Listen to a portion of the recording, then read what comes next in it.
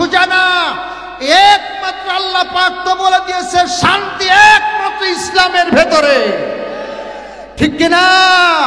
ইসলাম ছাড়া শান্তি পাওয়া যাবে? জোরে বলেন, পাওয়া যাবে? ইসলামের না, ইসলাম হলো ড্রাইভার, শান্তি হলো মালিকের মেয়ে। দুইজনে প্রেম করে চলে গেছে বিদেশে, এখন মালিক ফোন দিয়েছে, শান্তি কোথায়? কয় ইসলাম যেখানে আমি শান্তি। আবার শান্তির ইসলামের আব্বা ফোন দিছে, বাবা ইসলাম তুমি কোথায়? তোমার মালিক আমারে চাপ দিতেছে, কেস করবে। তাই বাবা শান্তি যেখানে ইসলাম। আরে কথা কয় না। এখন আমরা শান্তি খুঁজি গণতন্ত্রের পিছনে, আমরা শান্তি খুঁজি অমুক নেতার পিছনে, শান্তি খুঁজি তমুক নেতার পেছনে।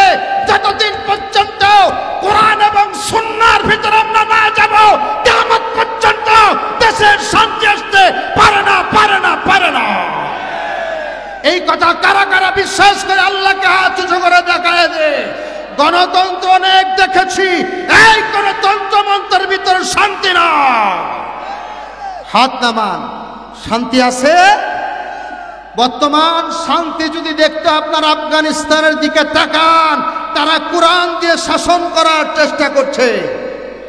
ভাইয়ের আমার, দোস্ত আহবাবেরা, চাইলে আমরা দুনিয়ার ভিতরে শান্তি খুঁজি, শান্তি পাওয়া যাবে? আর একটু জোরে বলে, দেশের ভিতরে ইসলামী হুকুমা যদি কায়েম হয়, আল্লাহর ফজলে ইসলামী দল যদি ক্ষমতা আসে, ইসলামী আন্দোলন বাংলাদেশ, জামাত ইসলামী বাংলাদেশ, খেলাফত মধ্যে আরো যত ধর্মীয় দল আছে, আল্লাহর ফজলে ক্ষমতা আসলে ইসলামী হুকুমত কায়েম হবে। সবাই নিরাপদ, আর সাদাবাজে টেন্ডারবাজে থাকবে না।